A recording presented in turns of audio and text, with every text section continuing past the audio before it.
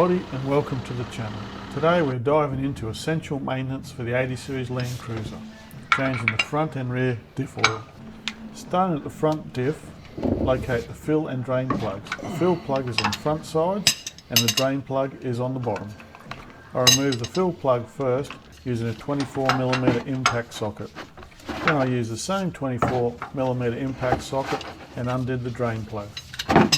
Both of these plugs are normally very tight and hard to get out. Place your oil catch pan beneath the drain plug, clean the area, then remove the drain plug to let the old oil drain completely. Now I undid the fill plug and you can see how much easier the oil drains out. Also, when the oil drains out, measure how much oil has come out, then you'll have a fair idea how much oil you need to put back in. Check the drain plug's magnet for metal particles and clean both plugs thoroughly. As you can see here, I bought a packet of 10 aluminium crush washers. That will do your front and back diffs and also your transfer gearbox as well. As you can see here, I did have a fair bit of trouble trying to get the old aluminium washer off the sump plug. Actually both of them. So I started with a fine razor blade, as you can see, and then it got it spread apart enough to fit a small screwdriver in. Just need to be careful you don't stab your fingers when you do this technique. The washer was on so tight I actually had to unwind it like a nut to get it all the way off. I actually had to use a razor blade to wedge the aluminium washer off the drain plug itself. Then I used a small screwdriver to pry it apart. Once it was off, it was quite easy to install a new one. For the second one, I actually pried the washer down far enough so I used a set of side cutters to cut the aluminium so it was easy to get off. As you can see here, got a slight cut in it. Also notice the difference how thick the new washer is compared to the old one. It's quite worn down. Give both the sump and the fill plug a good degrease. Normally I use brake clean for this job. Refit your two washers back on, ready for install. Make sure all the threads are nice and clean so they screw back in easily when you go to reinstall them into the sump. Alright, both of them are ready to go back in. On to the next stage. Clean both threads with a bit more degreaser. That's your fill plug and your drain plug. Give them a wipe out and a clean. Then reinstall your sump plug first.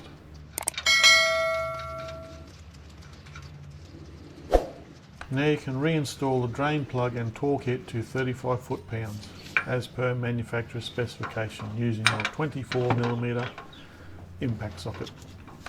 The reason I use an impact socket is you've got less chance of stripping the head compared to a 12-point socket. This is the gear oil I used, 80W90, and I bought 3 bottles of it. Instead of using one of those hand oil pump bottles, one other time I decided to make my own. You can see here I've got some bits of copper and some plastic pipe, and I'll just use an air hose to pressurise the oil, which pumps it in quite quickly compared to the little hand pump. So it's a lot of hand pumping to get the oil in, as it's a pretty thick oil as well. Here you can see I just connect my airline up, pull the trigger and watch it go in. Nice blue colour. Sit back and wait. Due to the magic of video editing, the first bottle is just about empty as you can see. I hooked up the second bottle and then kept pumping it in until it starts to flow out of the fill hole. On this particular day I did refill the front diff, the back diff, the automatic transmission and also the transfer case. So it's well worthwhile making one of these pneumatic pumps to put your oil in. Keep filling until the oil starts to run out of the fill hole. Now reinstall the fill plug and torque it to 35 foot-pounds of torque with your 24mm socket and breaker bar. I did use a torque wrench after I was finished just to check it was tight enough, but I actually didn't film that part, so I've only got where I've just used the breaker bar and the socket to tighten it up.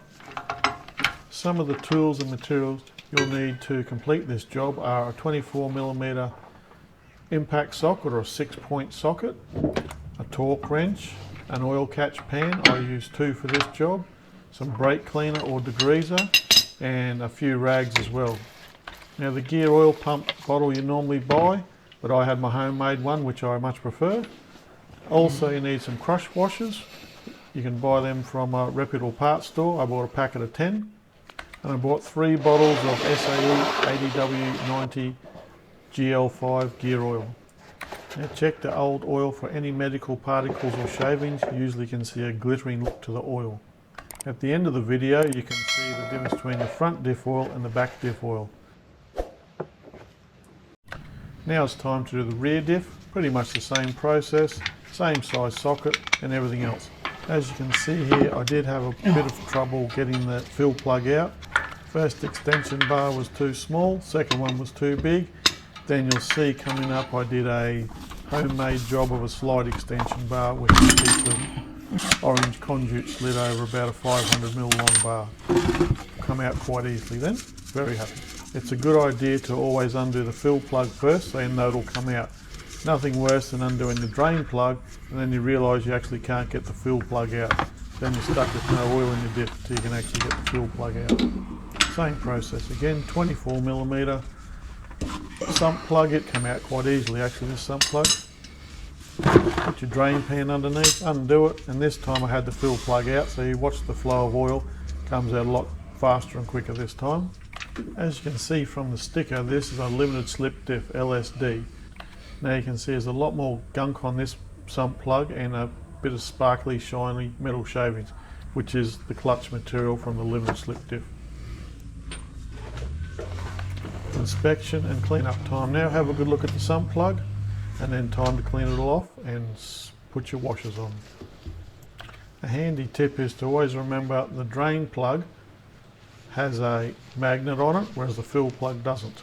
So you can see one's a lot longer than the other one, so make sure you put them back in the correct way. As you can see this time it was a lot easier to get the old crush washer off and put the new one on. I gave it a thorough degrees with my brake clean bottle. It was still a bit tricky to get the old aluminium washer off the sump plug, but eventually got both of them off, installed the new ones, ready to put back in. Gave another degrees.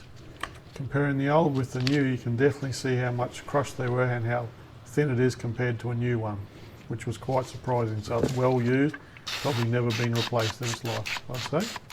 A quick tip when using brake clean is to always wear nitrile gloves. Protects you from the harsh chemicals. This fill plug was a bit of a challenge to undo. As you can see, I had to get the razor blade to try and pull it away from the head of the bolt. Then I put the yellow screwdriver in, flat blade screwdriver.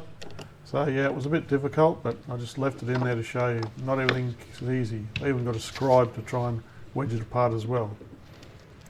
Also, remember to regularly change your diff oil, which keeps your 80 series running smoothly, especially if you go through deep water crossings where water may get into your diffs if you don't have any diff breathers.